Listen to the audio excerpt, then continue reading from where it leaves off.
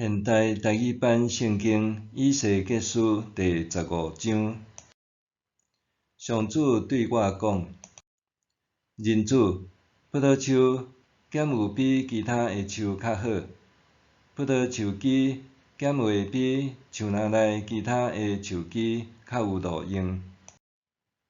葡萄树枝减会当摕来做什物？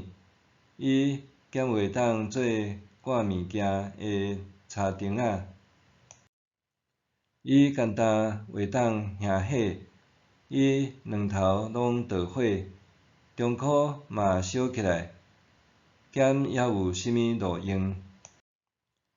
伊好好的时，就无啥物路用，担互火烧，烧甲臭焦，减还会当摕来做啥物？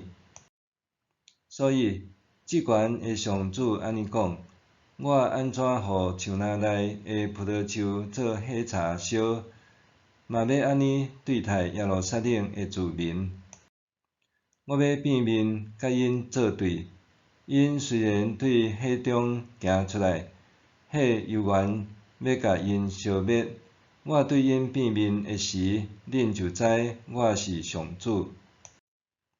因为因对我不忠，所以我要互因的土地拍荒。至悬的上主安尼宣告。